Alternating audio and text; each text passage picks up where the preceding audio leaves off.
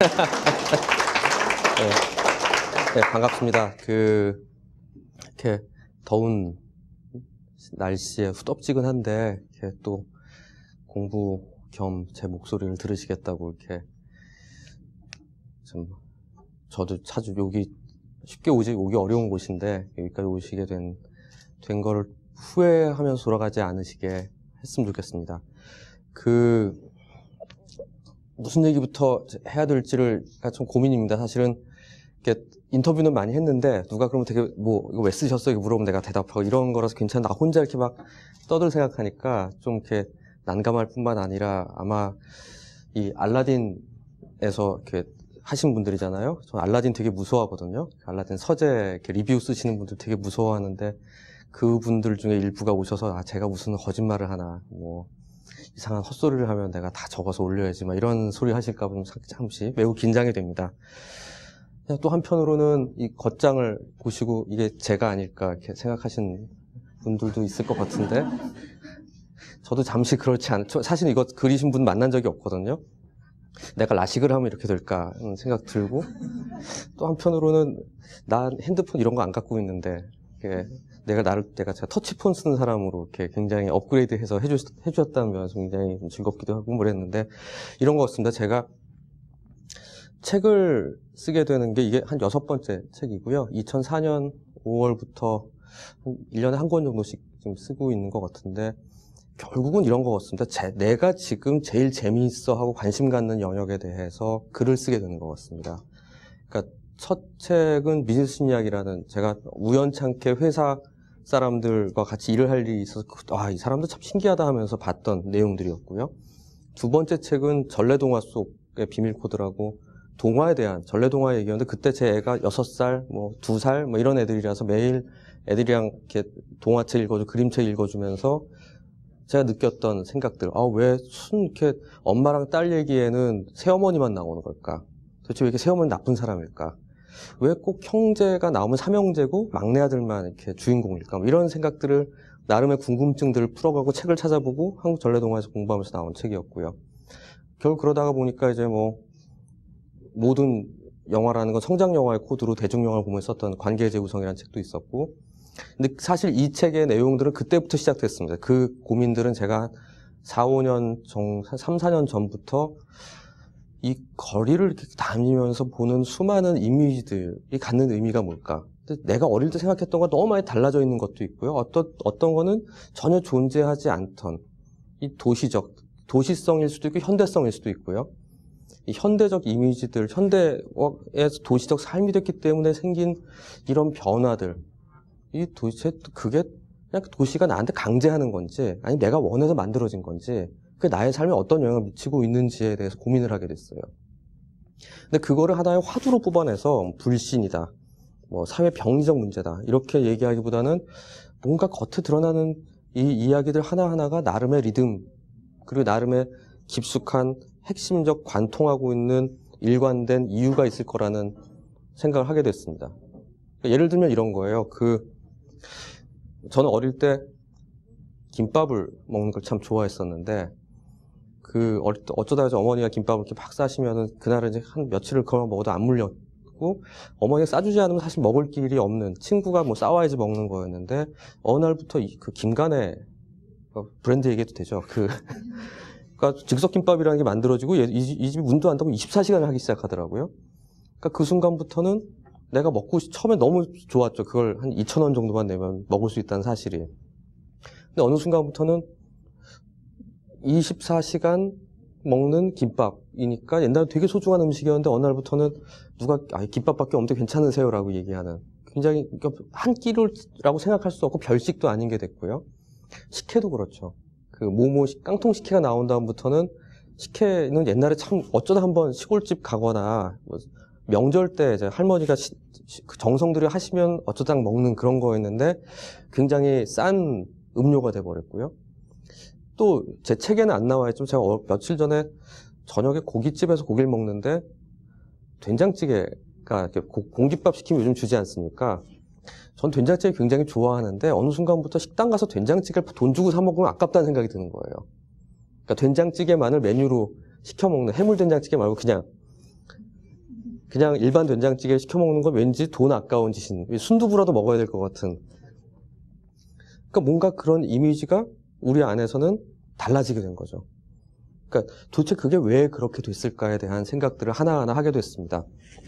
근데 이런 것 같아요. 제가 갖게 되는 방법론이라는 거는 정신과 의사하고 정신분석을 공부한 사람인데, 이런 류의 도시적 삶의 커다란 트렌드가 이렇게 변해간다는 것에 대한 얘기는 이미 이전에 많이 나오고 있었습니다. 책이 굉장히 많아요. 사회심리 하시는 분들, 사회학 하시는 분들도 있고, 철학 하시는 분들도 있고, 많은데, 그거는 되게 통계치를 가지고 거시적 흐름들을 보시는 것 같아요. 근데 저는 그것보다는 한 사람, 통계와 집단의 흐름이라는 것을 얘기하는 건 상당히 큰 어떤 트렌드를 본다는 데 의미가 있지만, 그 안에 존재하는 한 명의 문제는 이야기가 참 어려운 것 같거든요. 예를 들면 이렇습니다. 우리가 동물 행태학을 공부하고 나면 왜 기러기가 겨울이 되면 북쪽으로 날아가는지를 알죠. 귀신같이 어떻게 시베리아로 돌아갈까에 대해서 아는데, 문제는 그거는 알지만은 맨 앞에 날아가고 있는 기러기가 느끼는 고독, 내가 제대로 잘 가고 있을까, 혹시 잘못 가고 있는 게 아닐까 하는 막 불안감이 있겠죠. 한 3등, 4등쯤 가고 있는 기러기가 앞에가 너무 안 가서 짜증나고 뒤에가 막 치받쳐서 짜증나는 것도 있을 거고요. 청소년 기러기가 있어가지고 나는 좀 절로 혼자 좀 놀다 왔으면 좋겠는데, 짜증나 이러면서 쫓아가는 기러기. 하나하나가 가지고 있는 이야기는 절대 그 방법론으로는 얘기할 수 없다는 거죠. 그러니까 우리가 어떨 때는 망원경, 허블 망원경 같은 거를 아주 멀리 있는 것들을 거시적으로 봐야 될 때도 있겠지만은, 아주 어떨 때는 현미경으로 잘게 쪼개서 보다 보면 그 안에서 사실은 반복되고 있는 독특한 특징들을 찾아낼 것이다 라는 가설을 가지고 우리가 현대 도시에서, 특히 이 한국의 도시에서 볼 수 있는 새로운 다양한 이미지들, 그런 부분들을 하나하나 짚어보려고 했던 게 이 책입니다. 원래는 제가 24꼭지였는데 지금 22개인데, 그게 이제 24시간을 나름 신경 써가지고 아침부터 밤까지 이렇게 가는 얘기를 만들었다가 좀 반복되는 것들을 좀 빼고 엑기스만 22권으로 만들다 보니까 만들었고요. 그래서 이제 제가 지금부터는 말씀드릴 거는 도시의 삶, 환경이라는 게 나에게 어떤 영향을 미치는지, 또 내가 결국은 환경에 영향을 미치게 되는 것들. 이 인간의 삶이라는 것을 이렇게 생각하면 성격이라는 게요, 내가 타고난 것과 환경 간의 최적의 상호작용의 결과물이거든요. 이라고 저는 생각을 하는데, 마찬가지로 나라는 사람은 내가 가지고 있는 욕망이 있고요. 내 욕망에 의해서 환경이 변화하는 게 있을 거고, 환경에 화답을 해주는 게 있을 거고, 이 환경이 또 나에게 강제하거나 나에게 영향을 미치는 것들이 있을 것입니다. 그 사이에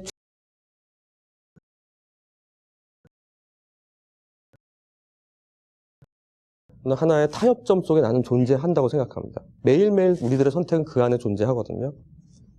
그렇다면 그 부분에 대해서 생각해 보자는 거예요. 그러니까 그런 거 하나하나를 보다 보면 결국 왜 지금 성행하고 있는 것들은, 갑자기 잘 되고 있는 것들이 왜 그럴까에 대해서 우리가 이해하게 되고, 그 안에서 그냥 세상이 자본주의 사회가 이러니까 이렇겠지라고 생각하기보단 지금 이 시대를 같이 살고 있는 우리들이 가지고 있는 어떤 욕망과 그걸 브레이킹하는 어떤 타협, 우리의 윤리의식, 도덕의식, 죄의식 같은 거가 만나고 있는 접점을 절묘하게 찾아낼 수가 있어서 그림을 그릴 수 있을 거라는 생각이 들어요. 그러니까 이런 것 같습니다. 예를 들면은 우리가 이제 요즘 지하철에 내려가시다 보면 에스컬레이터에 두 줄 타기 운동 하잖아요. 두 줄 타기 운동 잘 안 되죠, 그거. 어느 날부터 갑자기 두 줄 타기 운동을 시작했어요. 올 초부터인가 작년 말부터인가. 사실은 그게 한 3년, 4년 사이에 굉장히 빠른 속도로 만들어진 문화 중에 하나가 천천히 갈 사람 오른쪽에 한 줄을 쓰고 바쁜 사람 왼쪽으로 쓰세요. 왼쪽에 걸어가세요라는 건데, 나는 우리나라 도시에서 이렇게 빨리 어떤 문화가 정착된 건 처음 봤어요. 무슨 캠페인도 없었는데 암묵적으로 어느 순간 만들어진, 그건 결국은 우리가 가지고 있는 욕구와 욕구들이 자연스럽게 타협된 거죠. 사람들이 뭔가 빨리 가고 싶은 마음이 있는 거고, 그것에 대해서 서로가 적당히 타협했기 때문에 만들어졌고 금방 정착이 될 수 있었죠. 근데 어느 순간 뭐 400명쯤이 다친다고 그러면서 갑자기 막 연예인 나오면서 캠페인이 막 있으면 계도를 하기 시작했습니다. 그러면서 그렇게 되니까 도리어 더 혼란스러워졌죠. 한편에서는 저걸 지켜야만 된다고 생각하는 매우 도덕적인 분들은 끝까지 둘이 딱 서 있는 분들이 사이사이에 있음으로 인해 가지고 바쁜 사람들 뒤에서 쿡쿡 찌르잖아요. 그럼 이거 보라고 2줄 타야 된다는 거 써 있지 않냐고. 그럼 또 머쓱하게 돼서 서 있고, 그럼 다투기도 하고, 불편하기도 하고, 또 막상 나는 지켜야 된다는 강박관념에 2줄을 서 있는데, 옆 뒤에 있는 사람은 쿡쿡 찌르는 것들, 혹시 그러지 않을까 불안감이 있는 거죠.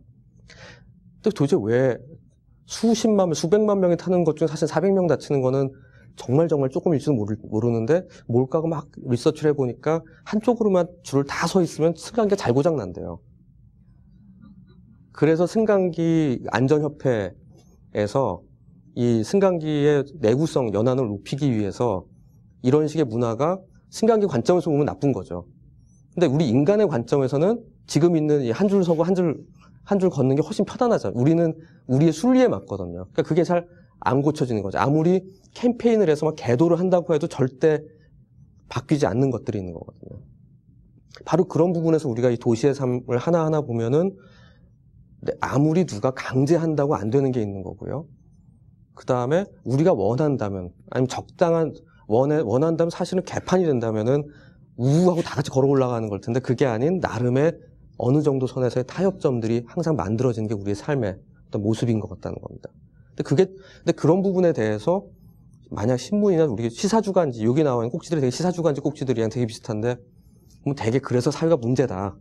뭐 이런 식으로 얘기합니다. 저한테 기자들이 맨날 전화하면은 요즘 그거 새로 시작한 네이키드 뉴스 요즘 하잖아요. 그것 때문에 오늘 전화 3통을 받았는데 이거 문제 아니냐. 관음증에 대해서 얘기를 해달라. 노출증에 대해서 얘기해달라. 뭐 이런, 그러니까 뭔가 모든 걸 병리적으로 자꾸 해석해서 그거를 맨 뒤에 꼭 정신과에서 누구 뭐라고 얘기했다. 이런 거 꼭 쓰는 거 되게 좋아하거든요. 그래서 그럴 때면 전 미치겠는 거예요. 꼭 병이 아닌데 당신이 그럼 당신 친구 싸이 홈피 들어가고 당신 친구 블로그 들어서 글 읽는 것도 관음증이다. 어떻게 생각하냐. 차근차근 이제 설명을 해주게 되는데 결국은 우리 우리 마음 안에는 그냥 살아있는 욕망들이고 생리거든요. 근데 다만 병리가 될 때는 오직 그거 이외에는 절대 즐겁지 않다는 문제가 되는 거죠. 그러니까 그거 아니면 그런 막 몰래 보고 날 노출시키는 거 이외에는 절대 내가 만족스럽지 않을 때 그땐 병이라고 얘기하지만 그게 아니라 그냥 사실 여러분들이 오늘 여기 와서 날 보고 있는 것도 그런 거잖아요. 사실 난 글이나 쓰는 사람이에요. 숨어가지고 쓰고 유령 작가로 살아있을래요. 그러는 게 아니라 여기 나와서 또 막 온다고 오늘 막 웃돌이도 더워 죽겠는데 입고 있고 오늘도 제대로 보일까 막 이런 것도 어느 정도 노출증이 제가 있는 거죠. 날 좀 보여주고 여러분들한테 표현하고 싶고 내가 뭘 생각하고 이제 보여주고 싶은 나 욕망이잖아요. 바로 그런 부분들이 만나 있는 건데 그거를 병리로 해석하지 말자는 거죠. 저기 제가 정말 제일 이 책을 통해서 얘기하고 싶은 거는 이런 형상들이 있다는 걸 있고 그거는 우리가 생각하는 하나의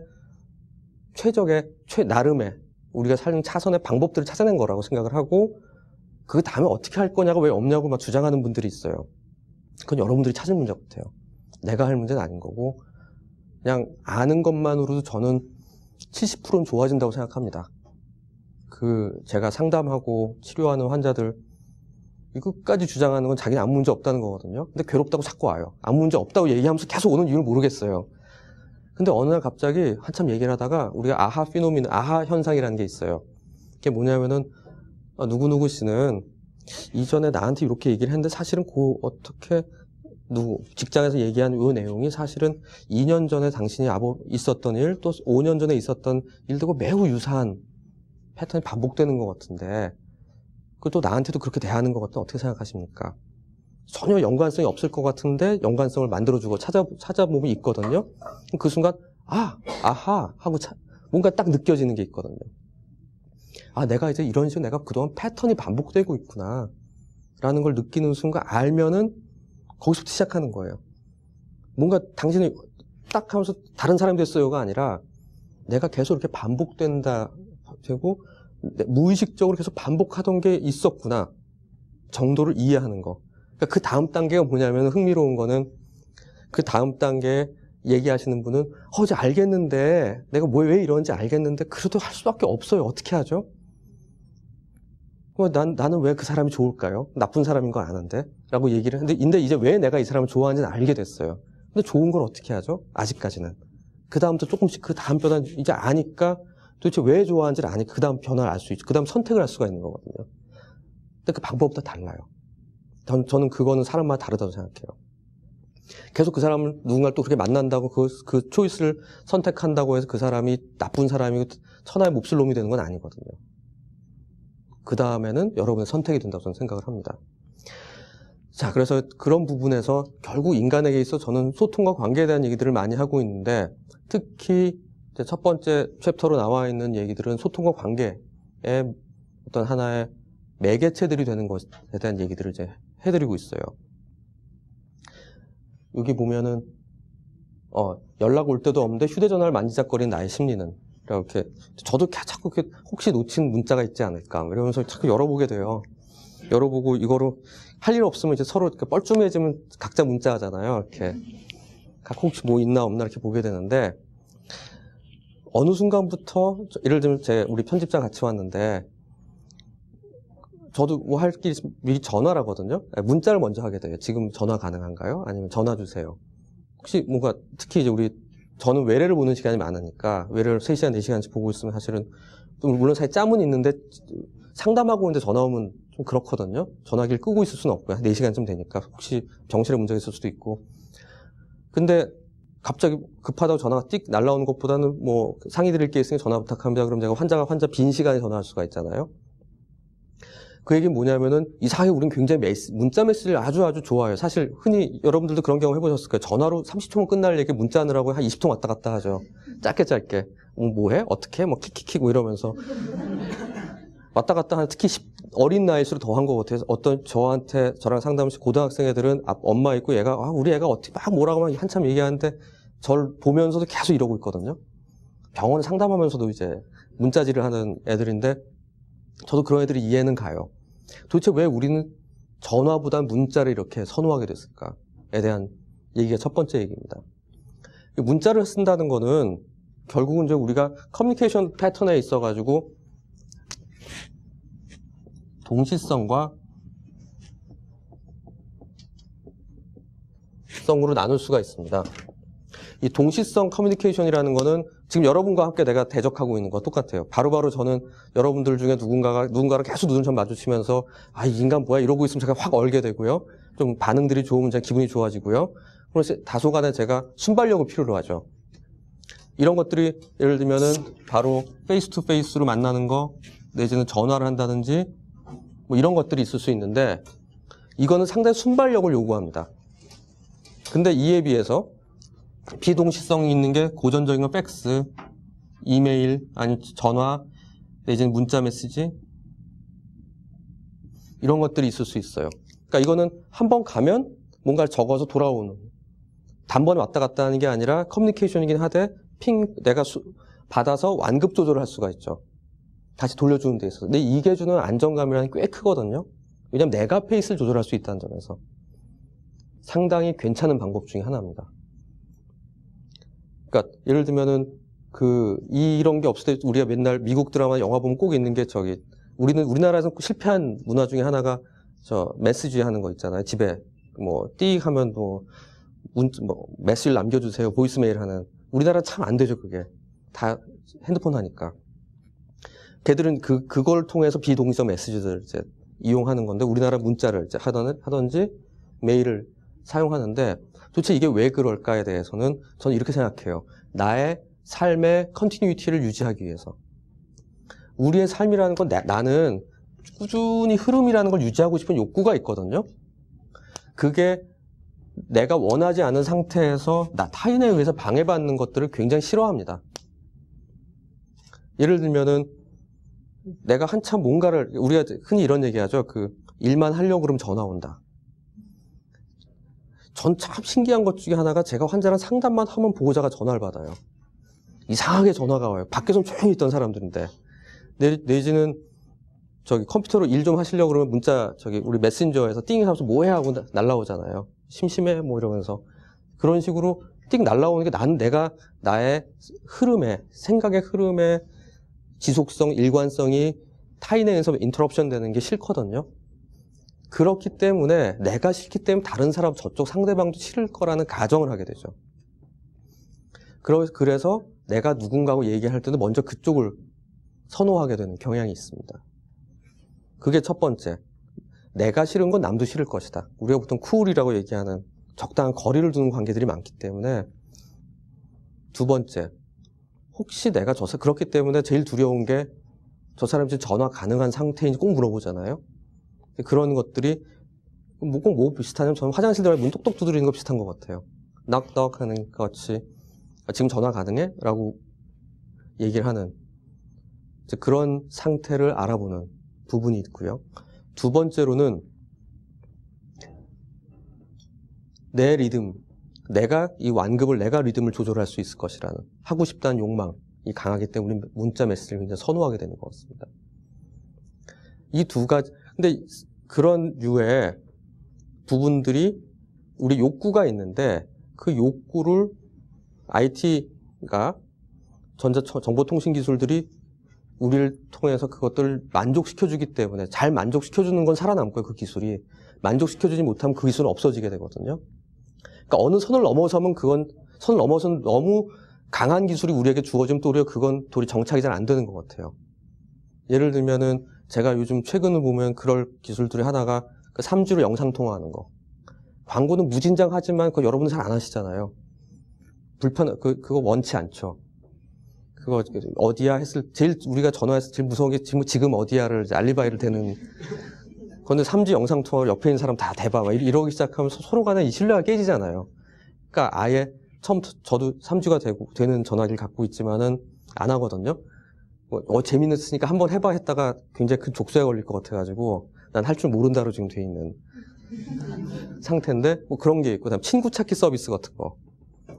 그 위치 추적을 할 수 있잖아요. 근데 그것도 굉장히 어떻게 보면 내 프라이버시를 너무 침해당할 수 있다는 꽤 나온 지 오래된 기술임에도 불구하고 거의 이용한 사람이 없죠. 암묵적으로. 바로 그런 부분들이 아무리 기술이 발전해서 모든 걸 다 던져준다고 해도 우리가 생각하는 우리의 도시의 현대적 삶에서 나를 지키고 싶은 내 컨티뉴이티를 유지해서 내 성을 지키고 내 방을 지키고 싶은 욕망과 다른 사람하고 그래도 끊임없이 커넥션 되고 싶은 욕망 사이에 욕망이 있고 그러면서 내 거는 간섭받고 싶지 않은 욕망 사이에 최적전이 아마 요 정도 선인 것 같아요. 발신자 찍히는 거랑 그 다음에 문자 메시지를 조금 더 선호하는 거. 그 정도. 그러니까 그런 부분들이 있다는 건 결국 내가 최대한 혼자 있고 싶으면서 끊임없이 누군가하고 커넥션을 소통하고 있다라는 마음은 계속 유지하고 싶은 게 있거든요. 그 라이너스의 담요라는 거 아시죠? 락그룹 말고. 예? 예? 찰리 브라운에 보면은 라이너스가 항상 담요 들고 다니잖아요. 요즘은 이제 우리나라는 인디밴드 이름이기도 한데 그 라이너스의 담요를 우리가 이제 삐아제라는 인지심리학자적 관점에서 보면은 이제 이행기 대상이란 말을 합니다. 애기들 보면 여러분들 그런 거 있었어요? 어렸을 때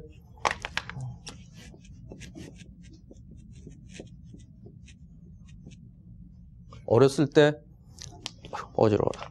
인형 같은 거 꼭 들고 다니면 다 낡아서 막 찢어지게 생겼는데 막 갖고 다니던 거나 베개 같은 거 있잖아요. 남의 집 가서 갈 때도 꼭 그 베개는 들고 가야 되고 이런 거 있던 분들 아마 있을 거예요. 저도 뭐 인형 같은 거 어렸을 때 있었던 기억이 나는데 그게 뭐냐면은 아이 마음에 아직까지는 엄마와 떨어진 걸 견디지 못해요.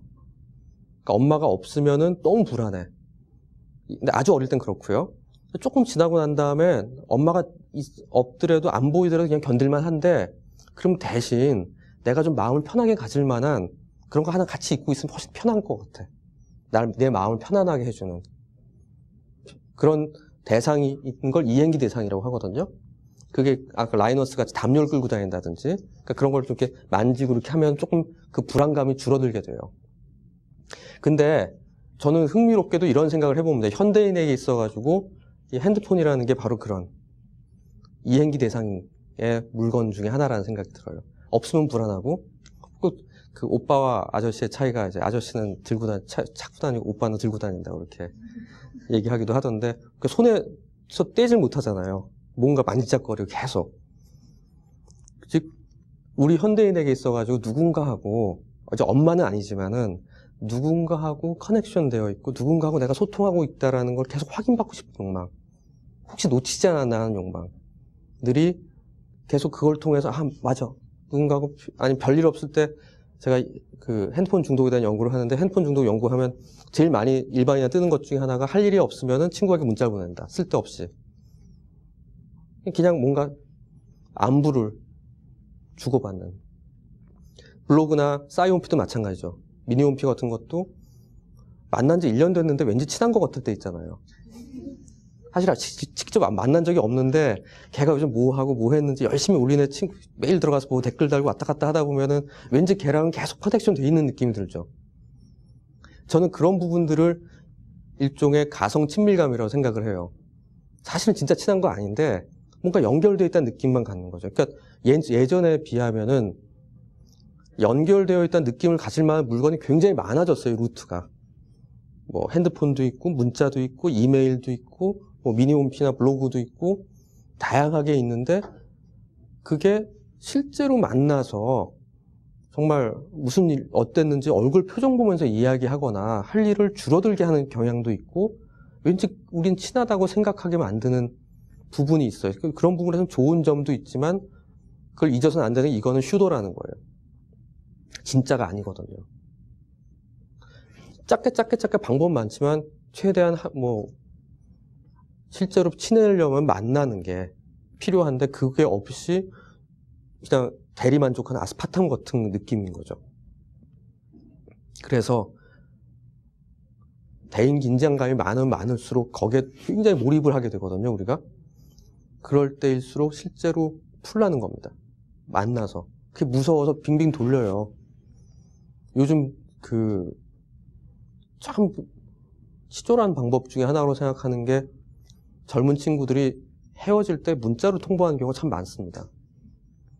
다짜고짜 우리 헤어져 띵띵띵 하고 딱 끝나요. 근데 무서워서 그 받은 사람은 전화를 하지도 못하고요. 찾아가지도 못해요. 참 신기해요. 그리고서 그냥 부들부들 떨어요. 이 의미가 뭘까에 대해서 혼자 막 고민을 하고 그리고 문자로 보내요. 정말이야 하면서. 전화를 차마 그 사람 목소리를 직접 듣거나 우리 만나서 그 사람 눈앞에 정말 왜 그런지에 대해서 풀릴 수도 있을지도 모르는 홧김에 한 건지도 모르는데 그거를 해결하지 못하는 우리가 가진 기본적인 두려움들이 있죠.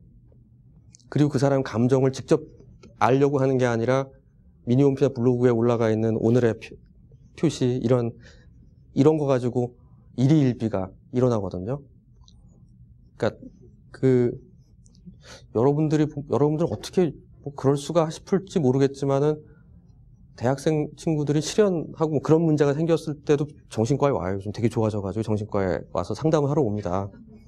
그러니까 여기 이렇게 산전수전 다 겪으신 분들 입장에서는 뭐 그런 걸 가지고 병원까지 가나 싶으시겠지만 되게 아프고 괴롭잖아요. 이렇게 오는데 와서 얘기를 하는 걸 쭉 들어오면은 하루 종일 너 뭐하니? 그러면 그 헤어진 남자친구의 미니홈피에만 맨날 들어서 앉아있어요. 그래서 그거 복귀하고 둘이 있었던 일들. 그러면서 너 이제 둘이 끝났어. 내가 얘기 들어보니까 게임 끝났거든. 딴 여자 있었거든요. 게임 끝났다고 얘기하는데 아니래. 자기가 일촌이래요, 아직도. 자기 일촌이기 때문에 아직까지는 괜찮다는 거예요. 그래서 그러지 말라고. 그래서 제 처방은 미니홈피를 들어가지 마. 일주일 동안 끊어라.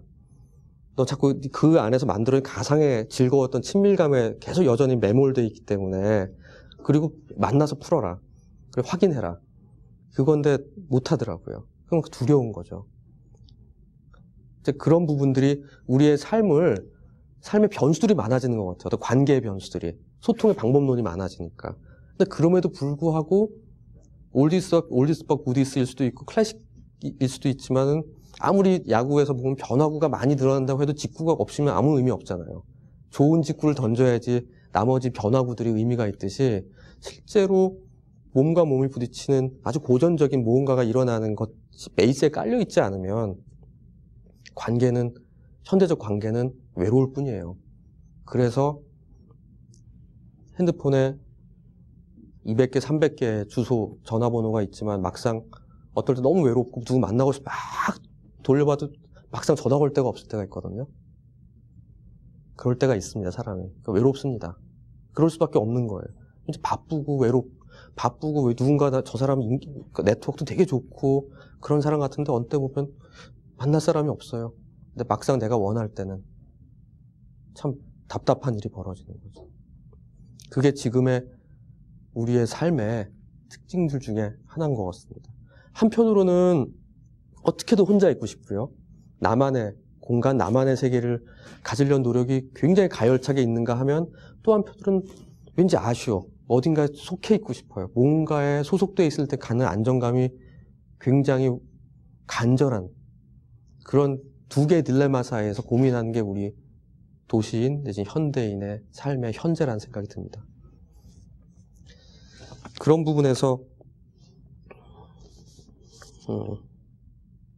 그런 부분들이 이제 잘 드러나는 하나의 그 예를 저는 커피 문화에서 이제 보게 되는 것 같아요. 가끔 이제 우리 스태칭 이제 된장녀 파동을 보면 그 3,000원짜리 짜장면 먹고 5,000원짜리 커피 마신다고 이제 아저씨들이 욕을 하죠. 근데 저는 특히 저도 그럴 때 있습니다. 그런 커피 전문점 가가지고 제 앞에 20대 아가씨가 4명이 서서 주문을 이제 하게 되면 굉장히 좀 괴로워지거든요. 카페 프라푸치노를 주시는데 로우팬 밀크로 해주시고, 저는 아이스, 짜이 라테를 주는데 휘핑크림 빼주시는데, 뭐는 어떻게, 계피는 빼고 어떻게 해주세요. 이렇게 굉장히 복잡한 레시피를 이제 막 얘기를 하고, 거기까지 하면 딱 좋은데, 그 다음에 각자 자기 지갑을 막 꺼내더니 할인카드와 포인트 카드를 막 각자 꺼내, 각자 또 결제를 하나씩 다 하죠. 한 명이 우리 같으면 확 사버리고 말 텐데, 내가 살게 할 텐데. 그러면 내가 보기에 저 4개를 만들려면 최소 20분 걸릴 것 같아요. 저기 옆에 있는 바리스타가. 그럼 나는 어떻게 하나. 딴 집 갈 걸, 잘못했다. 그럼 이제 오늘의 커피를 마셔야 되겠다는 생각을 할 수밖에 없게 되는 거죠. 오늘의 커피는 그 딴 데서 이렇게 따라주는 거기 때문에. 근데 그걸 약간 좀 당황스럽긴 하지만 나쁘게 보지는 않습니다. 그게 나의 레시피잖아요. 나만의 레시피를 만드는 거죠. 아마 여러분의 시행착오 끝에 만들어낸 난 이렇게 먹는 게 제일 좋아. 아니면 이전에 뭘 먹었으니 이게 제일 좋아. 지금 기분엔 이거야. 라는 레시피를 만들어냈기 때문에 각자가 자기 거를 하고 친구들에게 커피 마시는 걸 존중하게 되죠. 하물며 그런 부분들을 볼 수 있는 게 라면도 그렇죠. 여기서 오직 저는 어떤 분들은 그 삼양라면만 먹거나 신라면만 먹고 오직 그거는 아무것도 넣어서는 안 되고 파 정도만 썰어놓고 계란을 넣을 수 있으면 그 외에 첨가물이 들어가서 안 된다고 생각하는 아주 고전적인 분들이 있는가 하면 어느 한쪽은 새로운 거 나오면 다 사보시는 분들 있죠. 다 먹어보시고 아니면은 나름 자기 레시피가 라면 끓이는 방법이 있는 라면 자취생 하시던 분들 많죠. 물과 라면을 따로 끓이고 이제 면 끓인 물 버리고 다시 넣고 청양고추 2개를 꼭 넣는다든지 이런 식의 나름의 최적된 방법을 만드는 분들이 있는데 그분들은 흥미로운 건 2개 끓이면 되게 맛없게 끓이는 자기 라면 끓일 때에 최고 물 딱 요만큼이어야 되는데 친구가 와서 한 3개, 4개 끓이면 꼭 맛이 없어지는 그런 일이 벌어지게 되죠. 거기도 마찬가지죠. 나만의 레시피가 있기 때문에 사실은 그럴 때 친구들끼리 지금식의 방식으로 한다면은 가스레인지가 4개 있으면 4개를 끓여야죠. 작은 거로. 너 뭐 먹을래 해서. 바로 이런 식으로 우리가 개인화되는 부분들이 존재하고 있습니다. 우리가 그걸 이제 인디비주에이션이라는 단어를 써요. 개성화라는 단어인데요.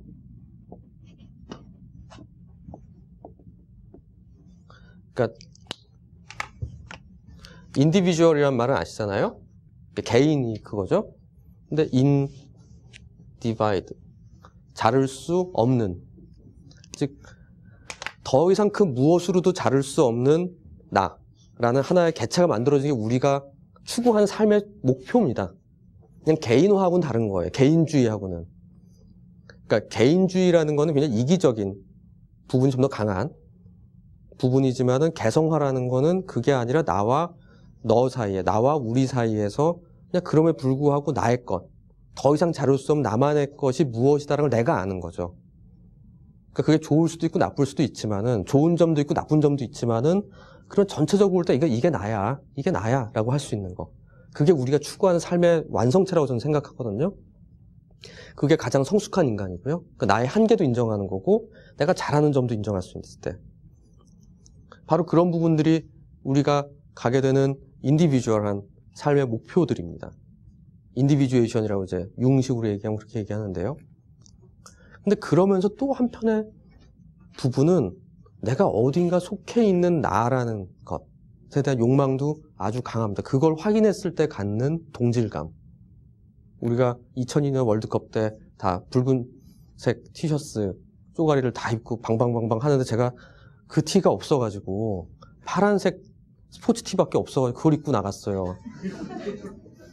저 맥주집에서 다 같이 응원하러 오는데 그래도 뭐 좀 하면 입으려고 했다고 욕을 어떻게 먹었는지 그때 생각하면 지금도 사실 남자들이 빨간색 티셔츠 갖고 있는 사람 없잖아요. 나중에 가판에 많이 팔려서 사긴 샀는데 뭔가 나와 너는 같다라는 느낌을 이제 항상 우리가 유지를 하게 되는 거죠. 바로 그런 부분들이 커피라는 관점에서 보면은 믹스 커피인 것 같아요. 커피 믹스라는 것을 먹을 때 우리가 우리 어디 예를 들면 이런 사무실에 왔을 때 커피 한잔 하실래요? 네 해서 커피 믹스 괜찮으세요? 그랬을 때 저 다방 커피 좋아해요. 달달하고 좋죠. 뭐 이렇게 얘기하면은 이 사람 괜찮은 사람이다. 소탈하네 생각 드는데 원두 없어요? 뭐 이런 저 프림 안 타야 되는데 뭐 이렇게 뭐 이런 식으로 나오면 뭐야 이거 이렇게 미안해요라고 말은 하지만은 좀 까칠하죠. 분위기가 조금 이 사람 범접하기 좀 힘든 뭐가 있는 사람 같다는 느낌을 주는 거죠. 그리고 어디서 갔을 때 MT 같은 거나 이렇게 갔을 때 커피 마실 사람 손 들어서 쫙 타면 되는데 참 신기하게 이 설탕 조절 부분을 제외한 나머지 커피 믹스가 가지고 있는 황금률이라는 게 있는 것 같아요. 모든 사람의 맛에 딱 맞잖아요. 우리가 길들여진 건지 모르겠는데 적당히. 그래서 그걸 쓰다고 한 사람 본 적이, 너무 달다고 한 사람도 본 적이 없고, 너무 느끼해서 못 먹겠다는 사람, 비리다는 사람 아직 못 본 것 같아요. 그러니까 뭔가 우리 4천만 국민이 다 같이 만족할 수 있는 이상한 평균점, 어떤 적합점들을 찾아내서 우리가 그 안에 그것을 다 같이 마실 때는 왠지 하나가 된 것 같은 느낌. 다소간에 잠깐이라도 그런 생각들을 하게 되는 것 같은데, 문제는 얘네 둘이 싸우냐는 겁니다. 그건 아니라는 거예요. 그러니까 혼자 있을 때는 나만의 레시피를 갖고 먹겠지만 다 같이 있을 때는 또 나름 믹스 커피도 마실 수 있는. 우리나라만 커피 냉동 건조 커피가 75%를 차지하고 있거든요. 커피 시장에. 그러니까 그거를 개수로 따지면 어마어마한 거죠. 워낙 싸니까. 이마트 단일 품목으로 1위고요. 보통 이렇게 집에 웬만하면 이렇게 100개짜리 이렇게 사가지고 싸놓고 먹잖아요. 그리고 이제 이런 사무실이나 뭐 작은 사무실 갔을 때 이렇게 머그컵에 쫙 꽂아놓으면 왠지 분위기 좋고 이렇게 좀 인심 있는 커피집 같은, 사무실 같은 느낌이 들죠. 그렇듯이 한편으로는 우리가 어떨 때는 이렇게 정장을 입고 있어야 될 때도 있지만은 친구들 만나거나 동네에서 주말에 어디 놀러 갈 땐 반바지에 슬리퍼 신고 찍찍 끌고 다녀도 되듯이 이 둘은 전투 모드와 휴식 모드일 수도 있고 나 홀로 모드와 함께 모드일 수도 있는 게 내 안에서 왔다 갔다 한다는 것입니다. 그러니까 그런 면에서 우리의 식문화라는 부분들도 마찬가지로 그 둘이 함께 오고 가고 있는 면들을 우리 발견할 수 있다는 거죠. 그게 이제 커피와 관련돼서 우리가 생각해 볼 수 있는 부분들이고, 그럼에도 불구하고 그런 부분들에서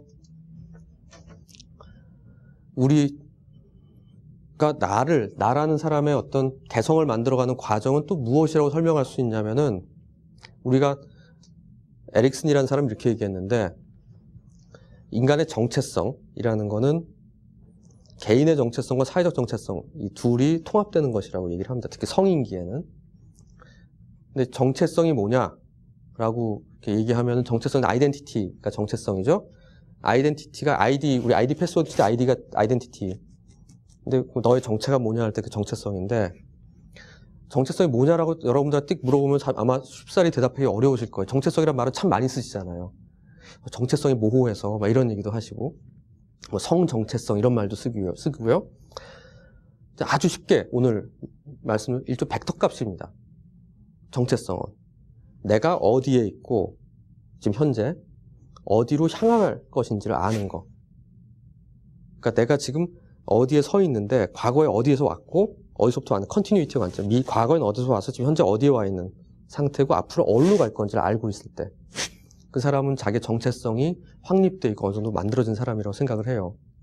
근데 어릴 때는 누구누구네 집 아들, 누구네 집 딸이라는 개인의 정체성이 위주였다면은 우리가 사회생활을 하면 우리 꼭 명함 꼭 주고 받을 때 제 이름은 하지연인데 뭐 이런 저런 일을 합니다 이렇게 얘기를 하지 않고 뭐 건국대 의대 교수 정신과 누구입니다. 아까 만나신 분들도 뭐 편집국에 무슨 과장이십니다. 이렇게 사회적으로 날 규정하고 있는 내용부터 쭉 얘기를 하죠. 그래서 맨 마지막에 내 이름이에요. 신기하게.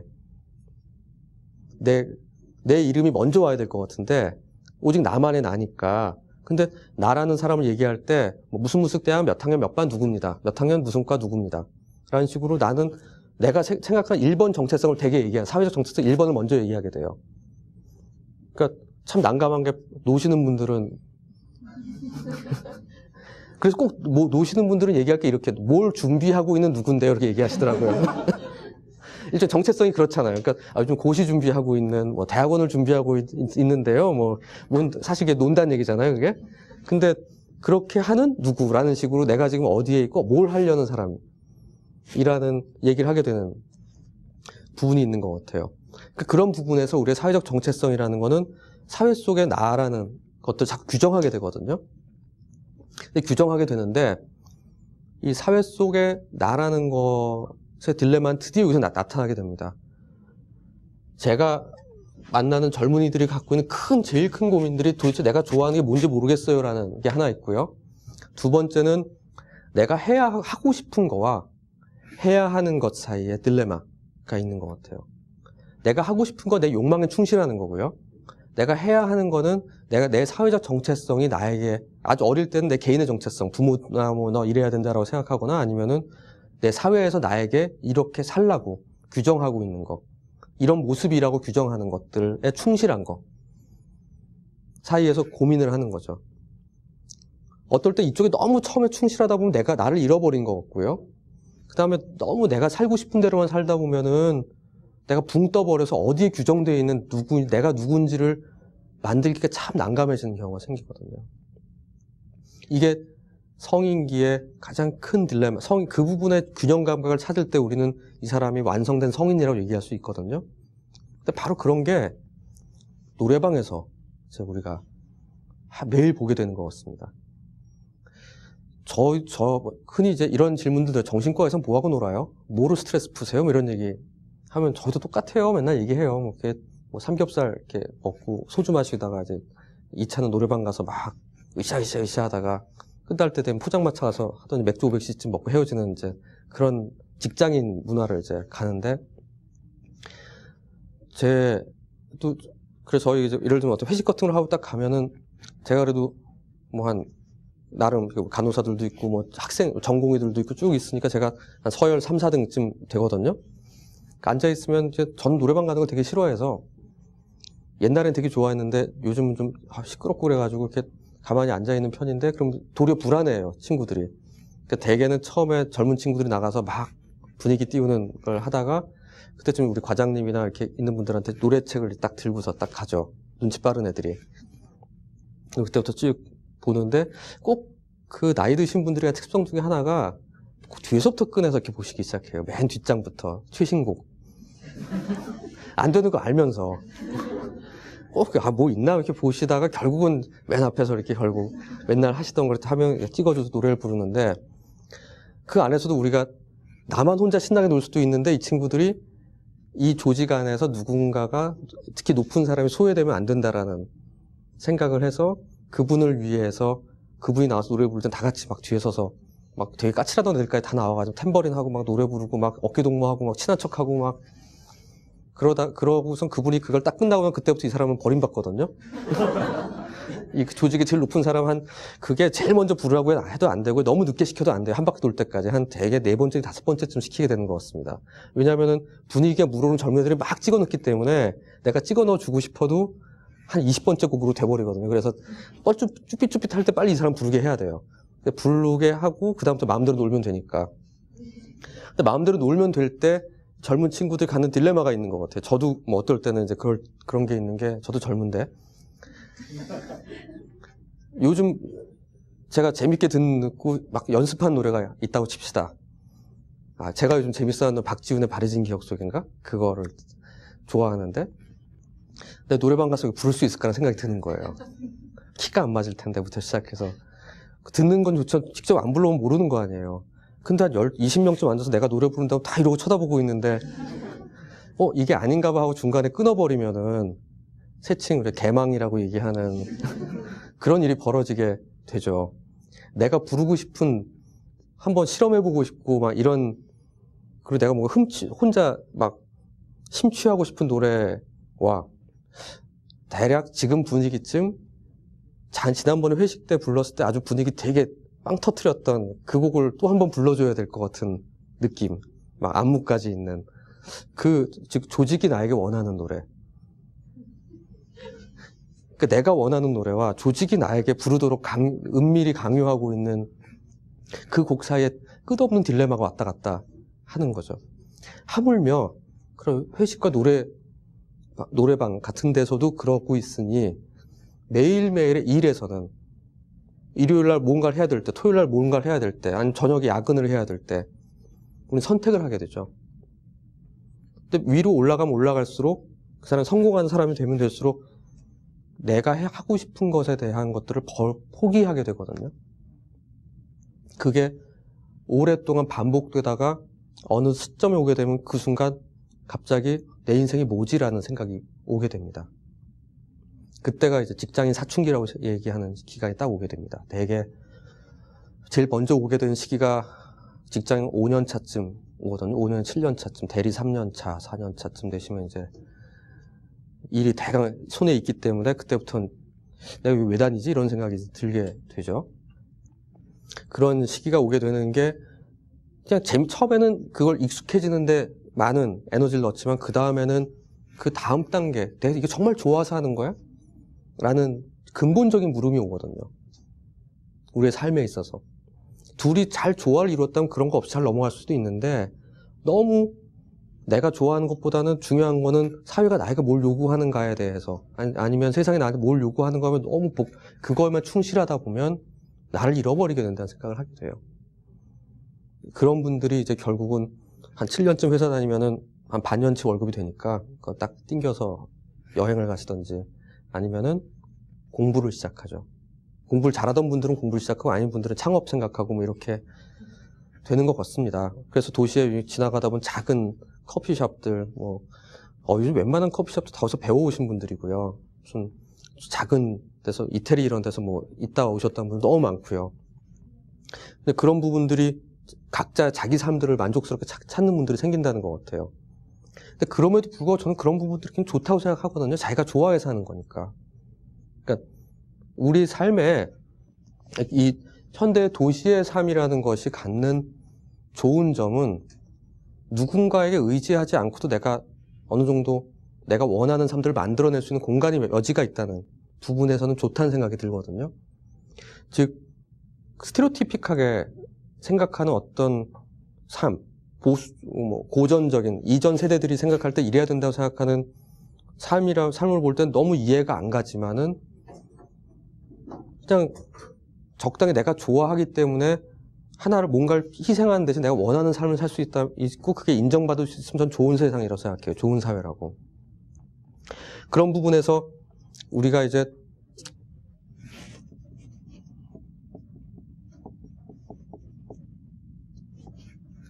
다름과 틀림의 이 차이를 우리가 이해해야 된다고 생각하거든요. 너는 왜 28 먹었는데 편의점에서 알바를 하냐? 라는 말을 듣는다든지 넌 왜 거기서 어디서 비정규직이나 아주 임시직이나 단기직을 하냐? 그 공부도 대학도 제 멀쩡히 나오고 모두 나온 애가 근데 내가 원할 때는 이만큼 일하고 그다음 내가 원하는 걸 하고 싶어서 내가 선택한 문제가 되는 거거든요. 선택의 문제지 밀려서 가는 문제가 아니라 선택의 문제라는 건 존중받아야 되거든요. 그때는 틀림이 아니라 다름으로 보는 모습이 돼야 되는데 우리는 그 선택은 틀렸다라고 자꾸 보려는, 어느 선택은 옳고 어느 선택은 틀렸다가 아니라 내가 그걸 감수하고 하겠다고 결정했다면 그 선택에 대해서는 우리가 인정해야 된다는 거죠. 결혼도 마찬가지고 임신과 육아도 마찬가지고요. 어떤 직장을 갖는 것도 마찬가지고요. 다행히 한국 사회가 좀 먹고 살만해져서 OECD 7인가요 지금? 대략 부록 지금 88만 원 세대도 있고 불쌍한 친구들도 굉장히 많지만은 우리 부모 세대들, 지금 60대, 55세, 60세 되시는 60세, 70세인 분들 시기에 우리나라의 부의 축적이 어느 정도 이루어졌다고 저는 개인적으로 생각해요.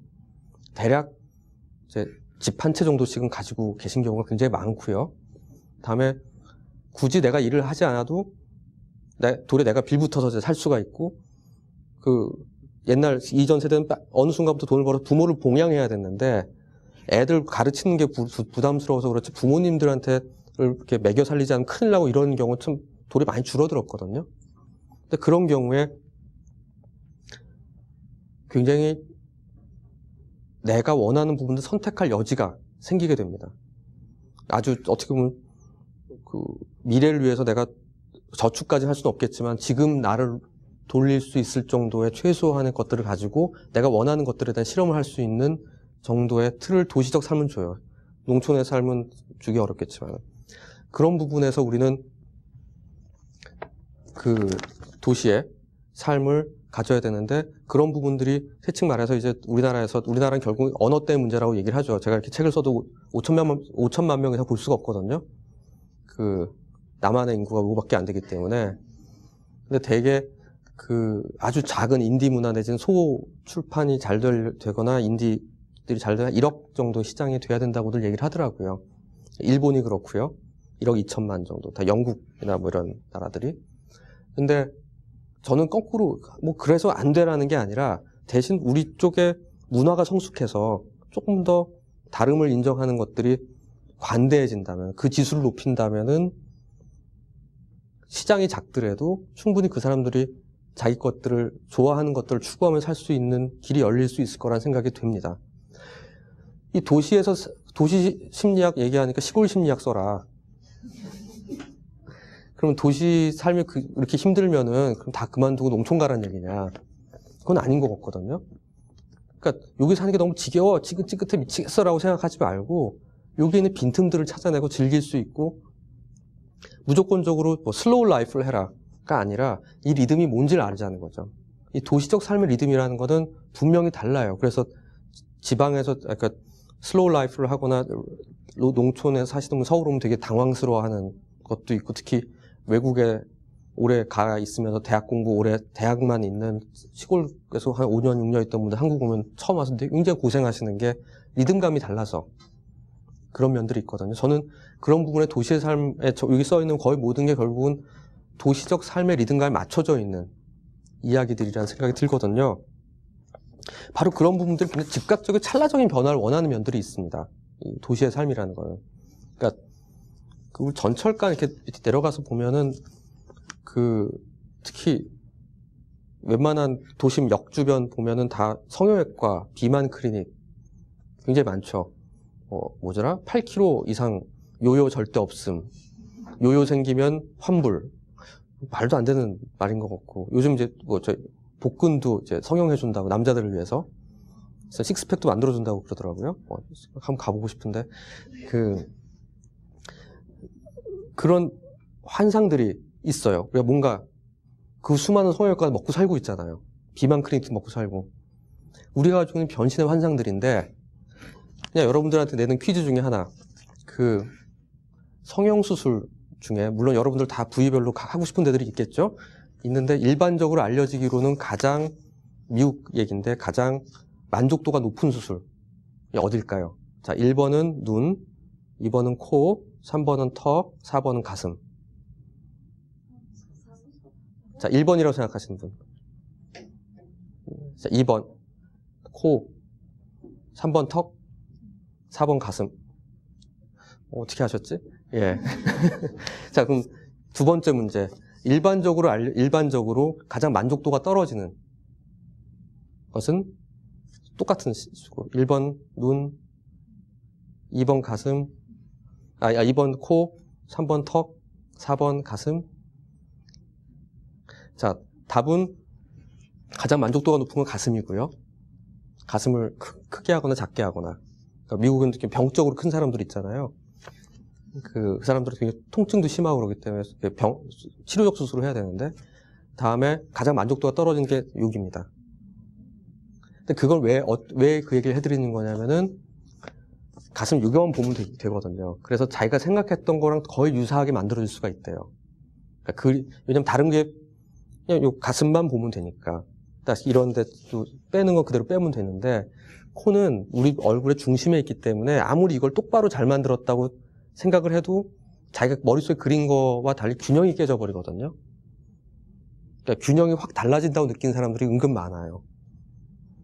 그러니까 눈꺼풀이나 턱이나 이런 것들은 도리 약간 위에 미치기 때문에 좀 차이가 날 수 있지만, 코는 우리 얼굴의 중심부에 있기 때문에 그게 항상 그거에 대한 집착하고, 마이클 잭슨도 7번쯤 했잖아요. 7번인가? 굉장히 여러 번 했죠. 알 수 없게 많이 하다가 문제가 생겼는데, 그 정도로 이거가 우리한테 상당한 미묘한, 그러니까 얼굴이라는 것에 그만큼 중심이라는 게 되게 중요한 게 있는데, 바로 그런 뜻이 우리는 뭐 하나만 살짝, 내가 코만 조금 올라간다면, 눈만 살짝 이렇게 되면 난 달라질 수 있어라고 생각을 하죠. 도대체 왜 그러는 걸까?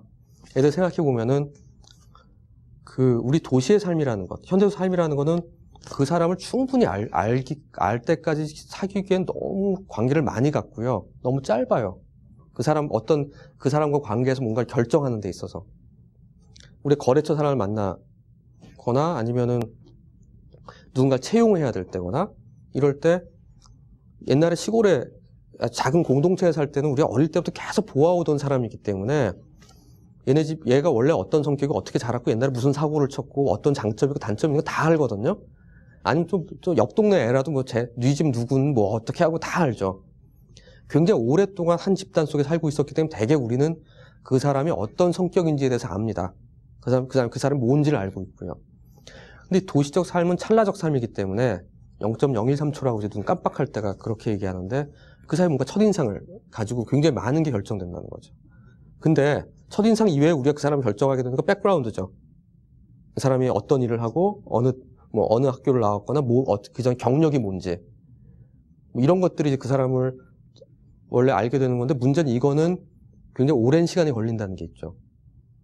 그리고 이건 쉽사리 못 바꾸죠.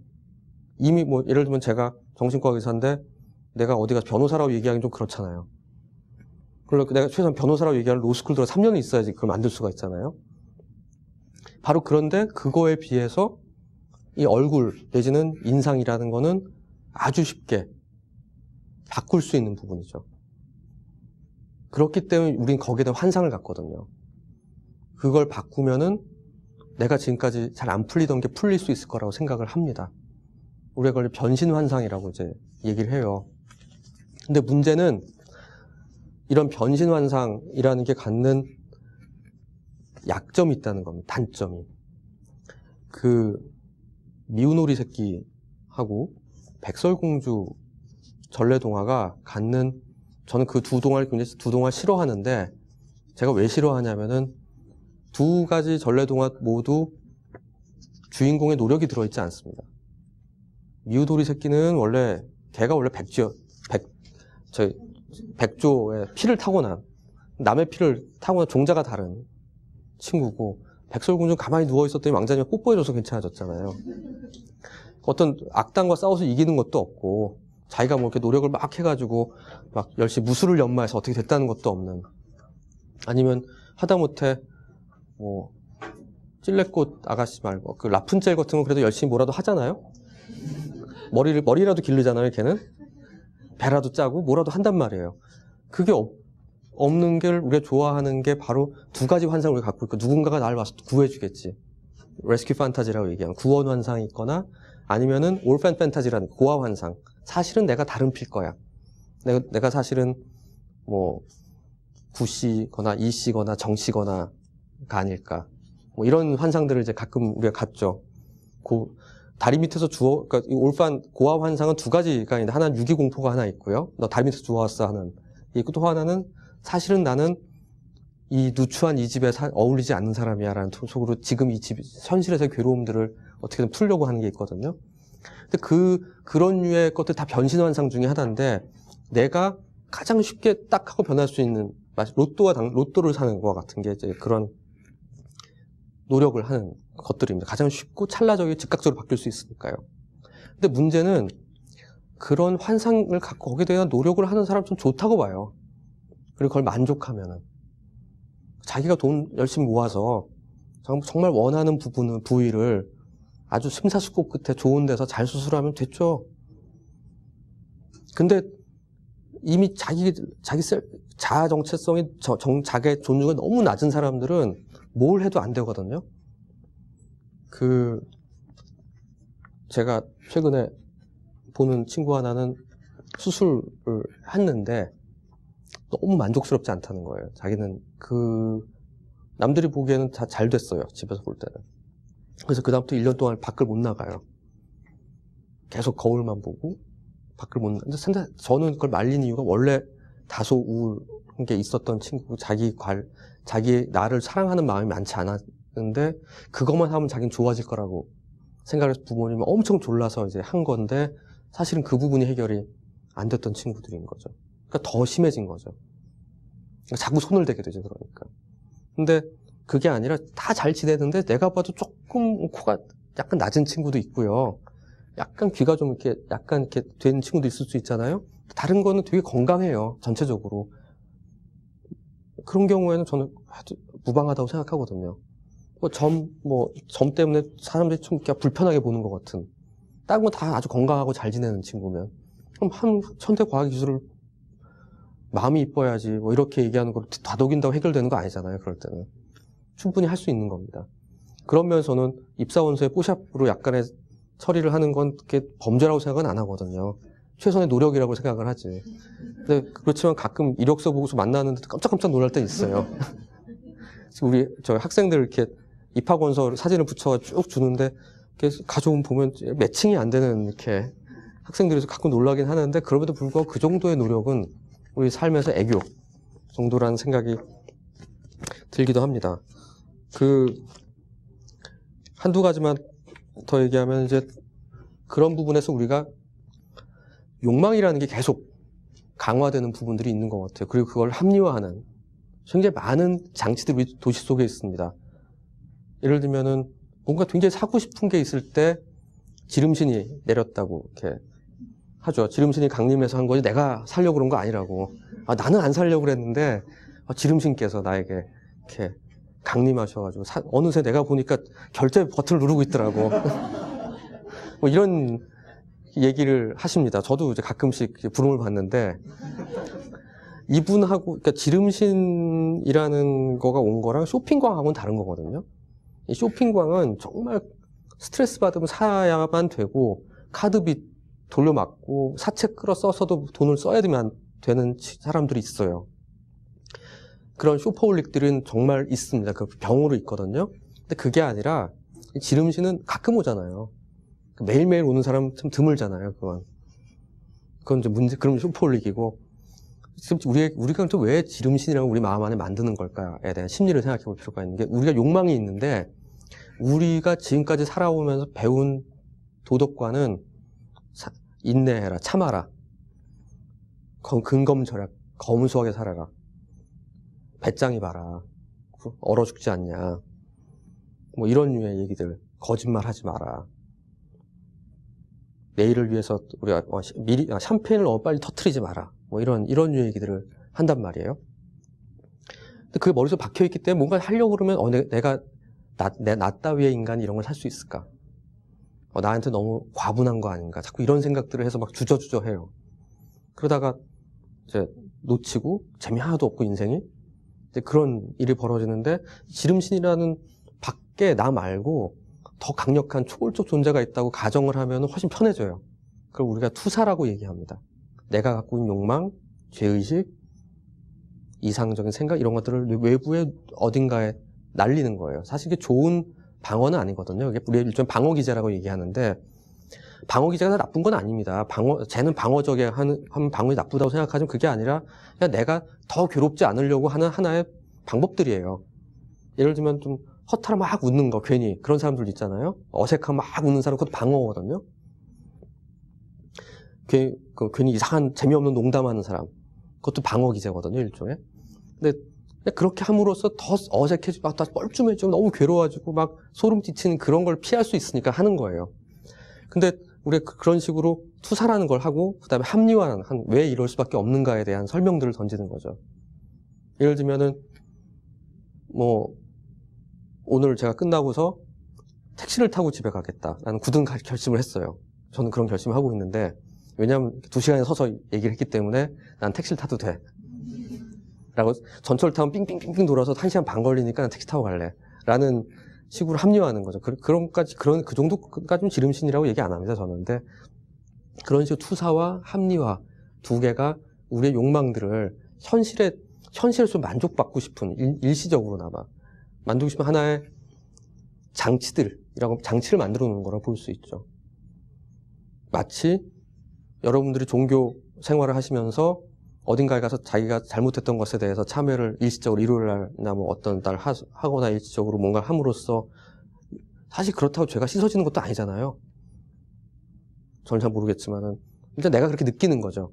내가 예를 들면 뭘 몇 번을 했고 뭐 고해성사를 하고 나면 뭘 주기도문 몇 번 외우고 뭘 몇 번 쓰세요 이렇게 얘기를 신부님한테 듣고 나면 정말 그걸 하고 나면 좀 마음이 편해진다든지 아니면 뭐 일종의 헌금을 한다든지 아니면 어디 절에 가서 108별 한다든지 뭐 이런 걸 통해서 내가 내 마음을 정리를 하게 되는 거 마찬가지로 그런 종교가 없는 종교적으로는 세 가지 모두에서 근검절약하라고 그러니까 그게 아닌 방식으로 하는 내 욕망을 해결하는 방법을 찾는 게 하나 있고요.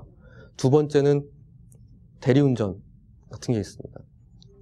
제가 요즘 7월 말쯤 되면 자동차 보험 만기가 그러니까 미친 듯이 전화가 와요. 모든 그 보험회사에서. 그럼 제 첫 마디가 내 핸드폰 번호 어디서 알았냐 먼저 따지기부터 시작하거든요. 전 기본적으로 제 개인 전화번호를 안 알려주게 돼 있습니다. 특히 환자들이나 이런 데에 대해서는 제 개인 정보이기 때문에.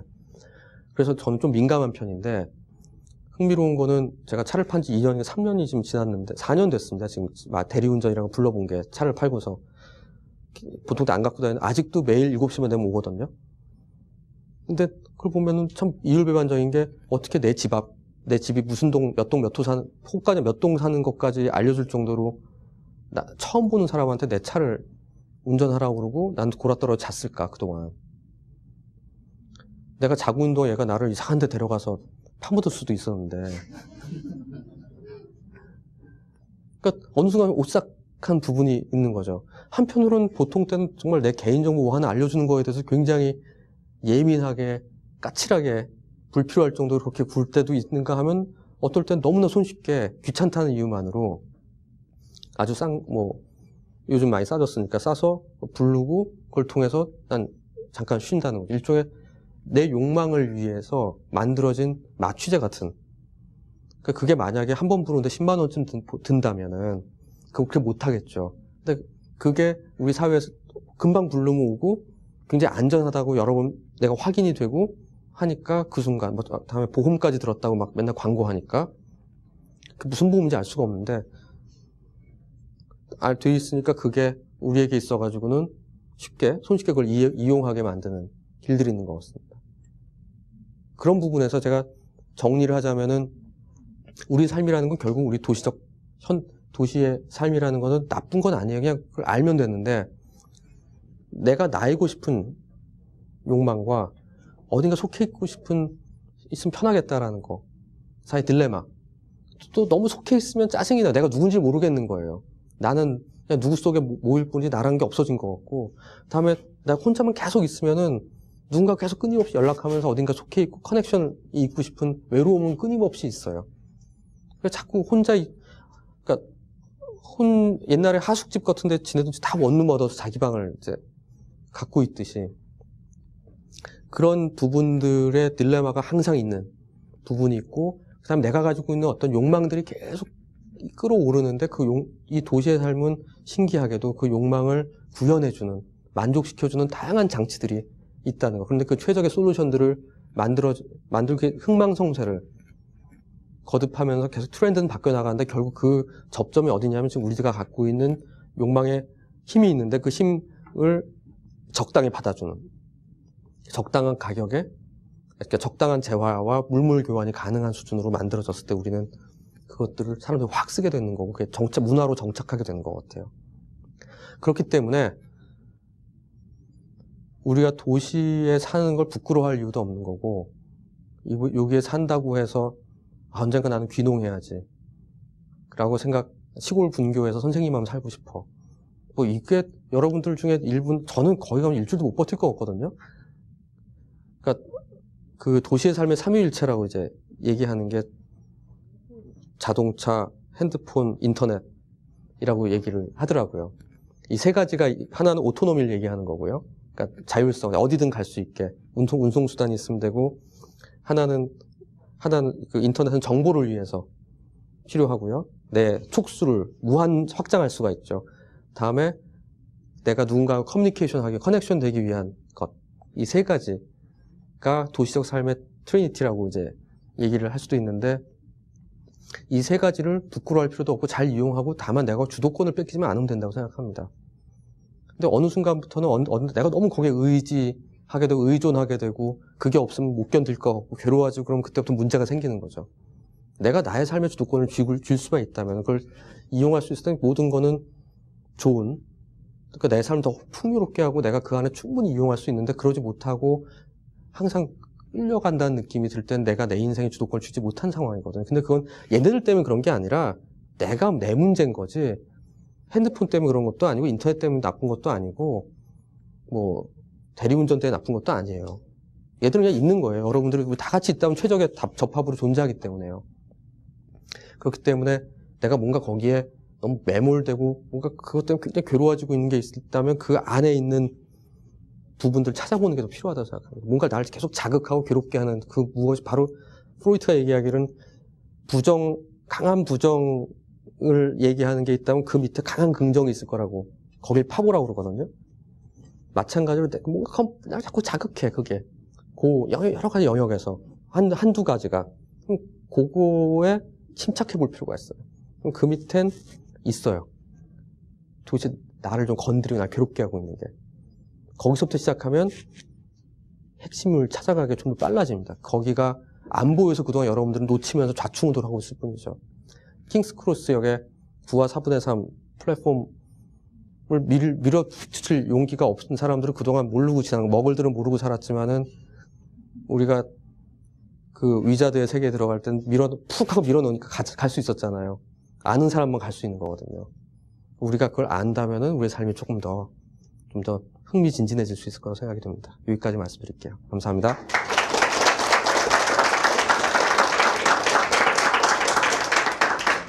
간단히 저기 마이크가 있으니까 질문하실 분들 있으면 질문을 좀 안 하면은 질문이 없으시면 제가 아주 뻘쭘해집니다. 감사합니다. 제가 아까 그 다름과 틀림에 대해서 말씀을 하셨는데 솔직히 그것만큼 다른 사람한테 이렇게 관대해달라고 얘기해 주는 것만큼 힘든 게 없는데 그걸 이제 가까운 그 주위 친구들이나 그런 사람한테도 얘기하기가 어쩔 때는 좀 힘든 부분이 없지 않아 있는데 그거에 대해서 가까이 있는 사람들한테 그런 걸 관대함을 받기 위해서랄까요? 뭐 그런 거를 하려면 어떻게 이끌어내야 할지가 좀 궁금합니다. 제 전작인 소통기술을 사서 보시면 잘 나와 있는데요. 이런 것 같습니다. 만약 제가 다름과 틀림의 얘기에서 제일 요즘 버라이어티를 되게 좋아하는데 버라이어티에서 보면은 틀림으로 점철되는 관계가 김수로와 이천희의 관계였던 것 같아요. 패럿에서 맨날 그건 아니지 하잖아요. 그러니까 우리가 단정적으로 말할 때 그건 아니지라고 얘기할 때 모든 문제가 틀어지기 시작하거든요. 그러니까 내가 생각할 때는 이 사람 틀려 이게 아니야. 예를 들면은 여름에 냉면집에 이렇게 유명한 함흥냉면집에 갔는데 거기서 저는 솔직히 오장동 뭐 이런데 함흥냉면 별로 안 좋아해요. 그 매운 거 먹으면 그날 다음날 막 아프고 막 그래가지고 화장실 가서 그래서 저는 온면을 먹겠다라고 얘기했더니 내 친구가 뭐 이것도 함흥냉면 와가지고 온면을 먹냐 바보 아니니? 뭐 이런 돈 아깝게 줄 서가지고 들어왔는데 그럼 난 기분 나빠. 그렇다고 구구절절 제가 내가 매운 걸 잘 못 먹어서 자존심 상하잖아요. 마치 내 선택은 아주 바보들이 하는 선택 같은 게 돼버린단 말이에요. 그때부터 자존심이 상하거든요. 이 다른과 틀림의 문제에 있어가지고 이 틀림이 되는 경우에 두 가지 문제가 됩니다. 하나는 나는 옳고 네가 틀린다고 얘기하면 이 사람 자존심이 상하는 거고요. 내 취향일 뿐인데 두 번째로 나의 변화가 있을 수가 없어요.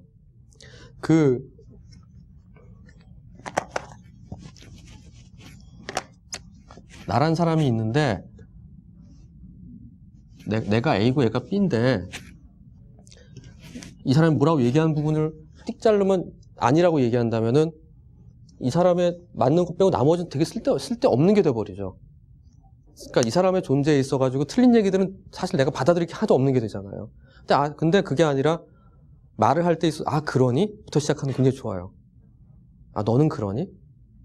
그러니까 넌 그게 좋냐? 이렇게 얘기하는 게 아니라 너 그런 게 좋아? 뭐 이렇게 얘기하는 게 아니라 너 그거 좋아하는구나. 그거 어때? 나도 한번 한 입 줘볼래? 와 같이 그러니? 로 시작하는 호기심 속에 갖는 그러니가 될 때 그 부분을 일단 다름이 아니라 틀림이 아니라 다름이 되면 그걸 존재를 인정할 수 있죠. 그 존재를 인정해서 존재 인정한 후에 탐색을 할 수가 있고 이 탐색한 것 중에 일부를 나한테 가져올 수가 있겠죠. 가져와 보면 내가 조금 커질 수 있죠. 근데 그게 아니라 틀림이 되면 얘는 존재 가치가 없는 거죠. 이 부분은. 그러니까 일고의 여지도 없이 나한테 내가 갖다 붙일 일이 없는 거죠. 그러니까 내가 내 성을 더 단단하게 만들 뿐이죠. 내 벽을. 그 존재에 대해서. 나라는 정체성에, 완성된 정체성, 나는 변화를 안 하겠어. 라는. 너는 그렇게 살아라. 난 이렇게 살게. 그러니까 우리가 다름을 인정할 때, 그냥 다름을 인정해 두 번째 낮은 단계가 그런, 나와 넌 달라. 그러니까 더 이상 평행선을 긋자. 넌 그렇게 살아라. 난 이렇게 살게. 그것도 그렇게 좋은 건 아니죠. 왜냐면 근본적으로 너는 틀렸다는 생각이고 내가 맞으니까. 그게 아니라 그래? 넌 그렇게 생각해? 그 호기심을 가지고 그 사람의 생각을 이해하려는 마음이 그 사람의 첫 번째 취향을 존중하는 거고 두 번째 그렇게 존중하는 게 중요한 이유는 그래 내가 변할 기회가 생기거든요. 그래? 맨발에 신발을 신을 수도 있네? 예를 들면 나도 그래 볼까? 되게 괜찮네? 그런 류의 신발이 있니? 무좀 안 생기니? 이런 또 물어보면서 이렇게 꽃 무늬 프린트가 있는 티셔츠를 입어도 괜찮네? 어디서 샀어? 나도 한번. 아니면 어떻게 그런 걸? 이런 하고 다른 거죠. 그러니까 다른과 틀림은 그렇게 함으로써 결국 궁극적으로 내가 변화할 수 있고 내가 성장할 수 있고 내가 할 수 있는 그 부분에서는 아주 중요한 키 포인트인 것 같습니다. 안녕하세요. 저 부천에서 온 성미영이라고 합니다. 네, 오늘 강의 너무 잘 들었습니다. 현대인들이 사주 카페나 이런 데를 많이 가잖아요. 그런데 의존하고. 그런 거는 왜 그렇다라고 생각하시는지 말씀 좀 부탁드립니다. 감사합니다. 예. 우리 점을 본다는 거는 이런 것 같습니다. 우리 인생에 있어 스트레스라는 거는 그 두 가지 요인에 의해서 만들어집니다. 하나는 예측 가능성과 두 번째는 조절 가능성. 내가 장악하고 있는지 하고 내가 그 다음을 예측할 수 있는지의 문제인데 아무리 슈퍼컴퓨터가 있어도 지금 일기예보가 다 틀리잖아요. 내 인생의 내일이 어찌 될지 우린 모른단 말이에요. 모르기 때문에 항상 궁금하거든요. 근데 이 점을 보러 갈 때 점쟁이의 가장 특징이 뭐냐면은 과거는 기똥차게 맞히는데 어떻게 그 다음은 듣고 나면 그다음 항상 다르단 말이에요. 과거를 맞출 때 너무너무 잘 맞추죠. 근데 자꾸 그런데 가게 되는 이유는 두 개 같아요. 모든 질문엔 답이 있다라고 얘기하거든요. 그러니까 질문에 답이 만들어져 있다는 게 내가 답을 갖고 물어보는 거라고 얘기를 합니다. 내가 원하는 답이 있어요, 항상. 그러니까 어떤 것을 질문을 할 때는 사실은 그 내가 원하는 답을 갖고 있기 때문에 질문을 하게 되는 경우가 참 많거든요. 특히 인생사에 대한. 그러니까 복잡한 수식을 물어볼 때 정말 몰라서 물어보는 거겠지만은 그게 아니라 뭐 할까요 말까요에 대해서는. 그때는 두 개, 엑셀을 밟든지 브레이크 둘 중에 하나를 원할 때입니다. 예를 들면 난 되게 이사를 가고 싶은데 남편은 싫어해요. 원하지 않아요. 그러면 점쟁이한테 가서 물어보죠. 그러면 이제 한편으로는 이사를 되게 가고 싶기 때문에 이사 가면 안 된다고 하는 사람이 있으면 옆집을 또 갑니다. 내가 원하는 답이 나올 때까지 갑니다. 이 사람하고 결혼해도 될까요? 나는 하고 싶은데 다 안 된대. 그러면 하여간 진짜 괜찮다라고 얘기하는 사람이 나올 때까지 가죠. 아니면은 안 된다고 얘기하면 그때 막 흔들리기도 하지만은 또 거꾸로 해서는 안 되는, 지금 회사를 때려치고 사업을 할까 말까, 유학을 갈까 말까 고민이 있는데 주변 분위기상 가면 좀 안 좋고 내 준비도 안 돼 있고 가려면 머리도 복잡해요. 근데 난 이제 막 가고 싶어 죽겠어. 왜냐면 지금 있는 데가 너무 들썩들썩하다 짜증나 죽겠거든요. 그럼 또 찾아갑니다. 사주 카페나 타로나 뭐 가서 질러 이렇게 얘기하면 또 불안해져요. 그때부터. 근데 아직 2년 후에 귀인을 만나서 결혼한 다음에 가라 뭐 이런 얘기 들으면 맞아. 지금은 아니지. 즉 우리 현실의 삶에서 필요로 하는 부분들의 답을 얻는데 이성적인 설명으로 하자면 대꾸가 되고 그거에 대한 또 다른 대안이 만들어질 수밖에 없잖아요. 이성과 이성의 싸움이 되면. 그러니까 논리적으로 설명을 하는 거는 도저히 날 만족시킬 수 없을 때가 많거든요. 이건 이렇고 저건 저렇고 해서 막 해서 뭐 하다못해 내가 사업을 성공을 하면 75% 망할 확률 25%딱 띵동 뭐 이렇게 55 이렇게 나와도 헷갈리거든요, 사실. 근데 그렇기 때문에 이왕이면은 굉장히 용한 아니면 내 운명이 이미 그렇게 정해져 있는 나라는 사람 사주가 이렇기 때문에 이걸 풀어본다면 지금 이럴 것이다라고 내 운명을 얘기하거나 내 관상을 얘기하거나 아니면 하다못해 더 나아가서는 그럼 그 사람들은 그래도 사주 명리로 얘기한 사람들은 그걸 신봉한 사람들은 나름 이성적인 걸 최대한 운명론적인 사고방식 갖고 있는 분들이고요. 그 신내린 지 6개월 이내인 사람을 꼭 찾아다니는 분들이 있거든요. 그런 분 아직 그 신발이 살아있다고 얘기하는 그런 곳을 딱 가서 그런 분들은 이거 사주 날짜도 안 보고 그냥 바로 막 얘기하는 분들이 있는데 그런 분들한테 가서 하는 분들은 어차피 이성으로는 나를 아무도 설득하거나 나를 붙잡을 수 없기 때문에 이성이 아닌 그 비과학적인 초월적인 그 무엇의 이야기를 통해서 나를 설득해달라는 지금은 내 마음을 잡아달라는 그런 마음. 그러니까 과학이 발달하면 발달할수록 그런 부분들은 더 강화될 가능성이 있어요. 작은 니치 시장으로. 그런 부분들이라고 저는 생각을 합니다. 예.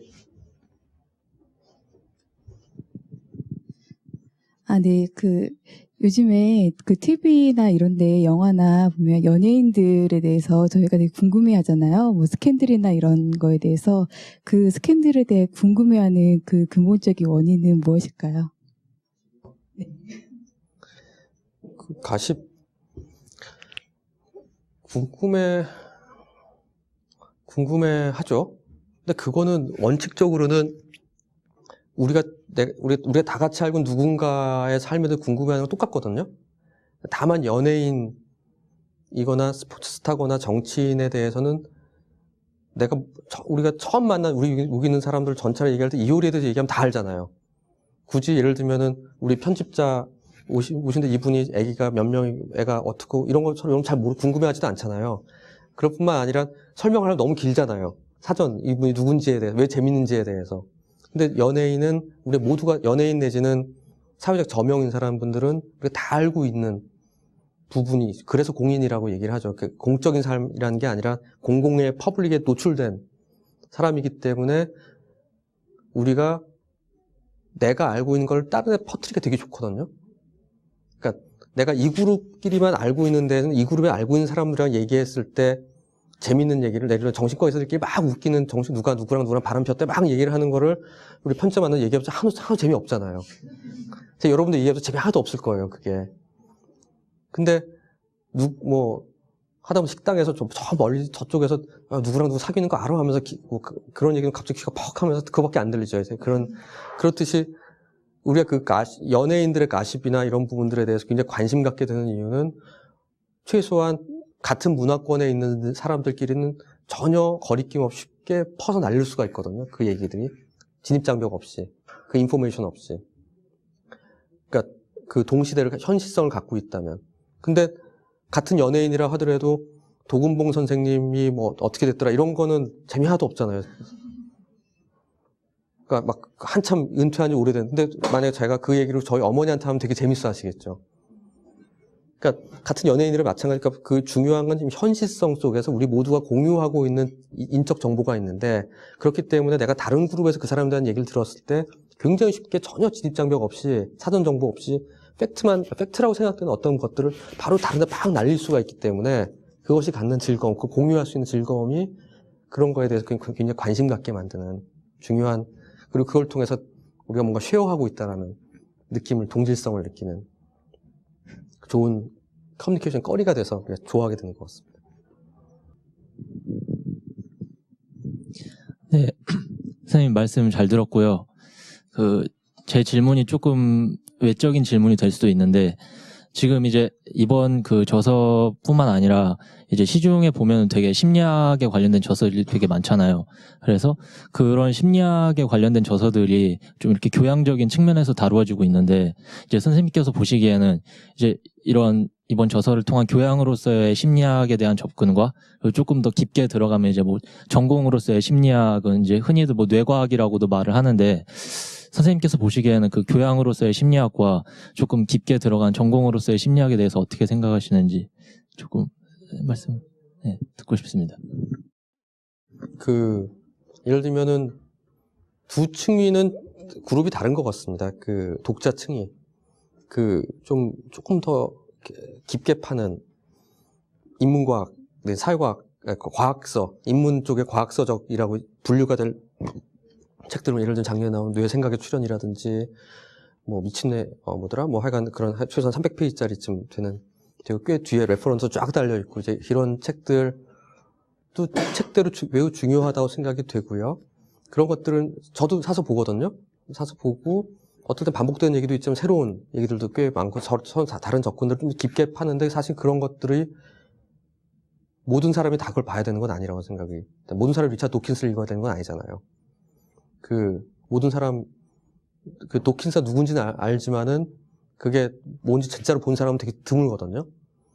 그렇듯이, 예를 들면 제가 쓴 거는 아주 쉬운 대중서적이라기보다는 조금, 조금 더 어렵게 썼다고 생각을 하는데, 그래서 너무 쉽다고 생각하는 일군의 무리들도 있고, 근데 이런 분은 최대한 쉽게, 그냥 어떻게 보면 저는 제일 고마운 말이 한 2시간 만에 다 읽었어요.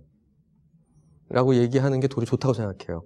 왜냐면은 제일 좋은 사람이 저는 제일 나쁜 사람이 어려운 얘기를 어렵게 하는 사람. 쉬운 얘기도 어렵게 하는 사람이 제일 나쁜 사람이고요.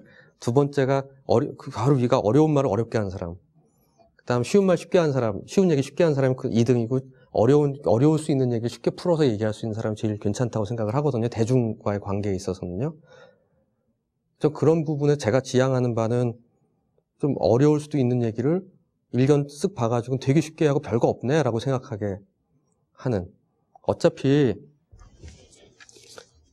책 한 권 이 인생을 바꾸게 하는 것도 아니고요. 쭉 다 본 다음에 한 머릿속에 하나만 나오면 돼요. 한 권에서 하나. 한 놈만 펴면 되거든요. 이 책 다 좋다. 도리어 어떤 책들은 너무 좋아서 막 밑줄 긋고 난리가 났는데 딱 덮고 나면 기억이 하나도 안 나요. 너무 좋아서 너무 좋은 얘기밖에 없어가지고 도대체 내가 그 다음에 뭘 해야 될지 모르겠는 거예요. 그런 책도 있거든요. 근데 그런 책도 도리어 저는 이렇게 좋은 책이 막 강의도 그렇잖아요. 오늘 여러분들 여기 제가 떠드는 얘기 들었는데 집에 가서 각자 가져가시는 메시지는 다 다를 거거든요. 근데 그 중에서 내일 아침 딱 깼을 때 어제 왔는데 그런 얘기 있었지 하고 딱 기억나는 거 하나, 그것만 생각하세요. 그거 하나만 변화시키려고 생각해 보셔도 좋아요. 그것만으로도 여기까지 오시고 만약 제 책을 사셨다면 보시고 하는 거로도 충분한 의미가 있거든요. 12,000원짜리 재화에서 뭘 이렇게 많이 가져가려고 그러세요?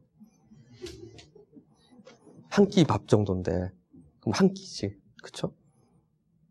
그렇게 가는 부분들도 있는 거고 참고서적 같이 싸놓고 밑줄 맨날 찾아볼 레퍼런스도 있어야 되는 거고요. 둘은 하지만은 타깃은 다르고 하지만 둘 다 모두 존재해야 되는 시장이라고 생각을 합니다. 대강 시간 관계상 끝내려고 그랬던 마지막 한 분. 예. 꼭 끝내려고 그러면 손을 드시는 이. 예. 아까 전에요. 예. 교수님께서 해야 할 일과 하고 싶은 일 간의 균형에 대해서 예. 말씀하셨잖아요. 해야 할 일을 하는 것은 사회적으로 강요한 것을 자기가 하는 거고, 하고 싶은 걸 하는 거는 자기가 개인적으로 하고 싶은 일을 선택해서 하는 건데, 하고 싶은 것만 하다 보면 그 사회적으로 자기가 어떤 소속되어 있는 소속감을 잃어버리게 되고, 해야 할 것만 하다 보면 개인을 잃어버리게 된다고 하셨는데요. 이 균형을 찾게 되면 아까 온전한 성인이 된다 했잖아요. 그러면 도대체 이 균형을 찾는다는 거는 뭘 말하는 거예요? 항상 균형이라는 게 뭐 50대 50도 있을 수 없을 거고 개인마다 다 다를 건데 어떤 한 사례를 들어서 좀 와닿게 쉽게 설명해 주실 수 있을까요? 또 50의 균형이라는 게 아니라 내가 생각하는 나름의 균형이 만들어지는 겁니다. 그러니까 어떤 사람은 그게 80대 20으로 나는 만족할 수 있는 게 있을 거고요. 어떤 사람은 그러니까 그게 100대 0이 될 수는 없다는 걸 이제 첫 번째 말씀드리고 싶고 100대 0은 굉장히 괴롭다는 거죠. 인생에 있어가지고. 그거는 어떤 뭐 하나를 너무나 버려야 되는 거기 때문에 그런 분들은 가끔 있으면 돼요. 아니면 정말 너무나 봉사적으로 사시는 분들 같은 분들 있잖아요. 그러니까 성직자일 수도 있고요. 또 100대 0으로 너무나 가끔 너무너무 자유롭게 모든 내 가족으로부터도 자유롭게 혼자 사시는 정말 떠다니는 영혼 같은 분들도 있잖아요. 그런 분들도 우리 롤모델로 있어야죠. 근데 그게 아니라 우리 같은 평범한 사람들은 예를 들면 저 보면 제 개인적으로는 제가 글 쓰고 여러분들 여기 와서 얘기하는 건 제가 하고 싶어서 하는 거거든요. 근데 그렇다고 제가 해야 되는 것들을 포기하지는 않죠. 안 하는 거는. 그러니까 그리고 뭐 놀러 갈 때 있으면 놀러 가고 술 먹을 때 있으면 술 먹는데 그럼에도 불구하고 내가 해야 되는 것들은 잡는데 어느 순간 이건 내가 해야 되는 건 하지 마라 뭐 하고 싶은 거 이건 해야 되는 거 이렇게 막 그걸 플러스 마이너스 꼽혀 치고 그러진 않아요. 다만 딜레마가 왔을 때 선택의 문제에서 이건 내가 하고 싶은 건지 해야 하는 건지에 대해서 고민을 하고 옛날에는 그거에 대한 고민하는데 너무 오랜 시간이 걸렸어요. 그거를 이럴까 말까 저럴까 말까 때문에 결정을 못 내리고. 근데 요즘은 어느 정도 제가 나에게 최적의 어떤 솔루션이 만들어졌다고 저는 개인적으로 생각하거든요. 그래서 굉장히 빨리 결정을 내려요. 그리고 후회하지 않아요. 그 선택에 대해서. 그러니까 뭐 하고 싶은 일인데 안 하게 됐을 때 뭐 안 하겠다고 못 하겠다고 얘기할 때는 아니 해야만 하는 일이긴 한데 하기 싫어요. 솔직히. 뭐 예를 들면 뭐 어디서 뭐 병원에서 홍보팀 이런 데서 보고 있지 않겠지? 홍보팀에서 뭐 이렇게 인터뷰 광고 방송 뭐가 나가는데 해달라고 해서 안 한다고 바로 옛날 같으면 어떻게 하지? 날 미워하면 어떻게 하지? 다시는 내 소문 안 좋게 하면 안 되는데 이런 생각 막 끙끙거리면서 막 시간 막 오렌지 했을 땐 그게 아니라 안 한다고 싫다고 나 바쁘다고 일단 얘기할 줄 아는 거. 그래 두려워하지 않고 후회하지 않아요. 그냥 나를 미워하는 사람이 한두 명 있을 수 있다고 생각하니까 모든 사람이 나를 좋아한다는 것도 환상이니까 그런 선에서 빠른 선택을 내릴 수 있는 거가 그게 이제 거기까지 가면 되게 좋아지는 거죠. 근데 그 안 좋아지는 분들이 그 사이에서 막 가랭이가 찢어지는 분들이 있거든요. 해야 되는 것과 하고 싶은 것 사이에서 이걸 뭐 플러스 마이너스 꼽혀치고 이러는 게 아니라 이도 저도 아닌 상태에서 가랭이가 찢어지면 진짜 미치는 거예요, 그게. 여러분들이 갖는 고민의 대부분은 아마 그런 걸 거예요. 근데 그 부분에 대해서 나름의 어떤 방법론이 생기게 되면 그때부터는 좀 빨리 결정을 내려주고 금방 포기하십니다. 그러니까 제일 안 좋은 사람이 일요일 날 일해야 되는데 무슨 특별 일에서 어디 행사가 있거나 해서 나오는데 얼굴 찌푸리고 나와 있는 사람들이 나와서 아무것도 안 하는 애들 오긴 오는데 툴툴툴툴 거리면서 아예 오질 말지 안 하겠다고 하든지 딴 사람 시키든지 그게 낫잖아요. 이도저도 아니니까 괴로운 거죠, 인생이. 그런 얘기입니다, 제가 얘기하는 건. 시간이 꽤 된 것 같아서요. 이제 여기까지 와주셔서 너무너무 고맙고 감사하고 제가 그냥 두서없이 정신없이 얘기했는데 그냥 그랬기 때문에 다 알아듣고 다 적어서 가셨다고 하지 말라고 하는 이유도 거기에 있습니다. 그래서 그냥 집에 가시는 길에 한 가지 정도씩만 딱 생각을 하시고 내일 아침에도 그 생각이 계속 있으면 정말 제가 아주 잘 얘기를 한 거고 아침에 딱 들었을 때 아무 생각도 안 나요. 그럼 진짜 동영상 다시 보기 하세요. 예.